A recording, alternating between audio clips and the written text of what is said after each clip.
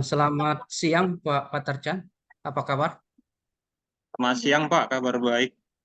Ya, sepertinya hari ini Pak Patarcan kurang semangat seperti hari-hari biasa. Ada apa Pak? Iya benar Pak. Ini saya sekarang lagi ada kendala Pak. Saya berusaha untuk membangun suasana kelas yang menyenangkan, tapi terkadang Pak, anak-anak di dalam kelas itu agak susah ya Pak untuk di diajari atau dinasihati seperti itu Pak. Jadi kita kadang-kadang berusaha membuat berbagai model pembelajaran, tapi tetap saja mereka ribut di dalam kelas, masih suka juga mau eh, mengganggu temannya gitu, membuat di dalam kelas. Seperti bagaimana itu Pak ya? Untuk kita bisa ini Ya, menjaga. kalau boleh tahu Pak, Bapak ingin pembelajaran seperti apa di ruangan itu? Yang saya laksanakan biasanya Pak, setiap pagi saya berusaha untuk memotivasi anak-anak. Kemudian kita juga membuat ice breaking, ya. Baru kita juga menampilkan pembelajaran itu secara visual. Namun masih masih saja ada anak-anak yang belum serius untuk belajar seperti itu. Iya, ya, oke. Oh, kemudian Pak, kalau boleh tahu itu kelas berapa itu Pak? Kelas 2 Pak, kelas 2, kelas 11 SMK. Oh, kelas 11 SMK ya Pak. Iya. Jadi apakah kira-kira kalau menurut Bapak eh, kelompok mana kira-kira anak yang seperti itu? Kan nggak mungkin semuanya kan itu dia. Atau kelompok perempuan, atau kelompok laki-laki, atau kelompok yang malas belajar, atau macam mana? Kalau dilihat dari pembelajaran yang diikuti atau dari ranking yang mereka miliki, ini rata-rata anak yang pintar itu Pak.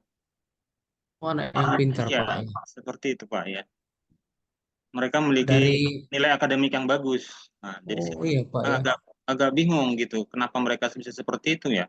Apakah karena mereka sudah merasa pintar atau bagaimana, Mas? Sehingga mereka tidak mau mengikuti dengan proses yang ada seperti itu, dengan Kalau belajar lebih tenang. kalau di kelas lain Bapak masuk materi yang sama bagaimana Pak? Materi yang sama, kelas lain beda. Jadi hanya satu kelas ini yang dia agak aktif lah, aktif anaknya dalam arti negatif lah seperti itu. Iya.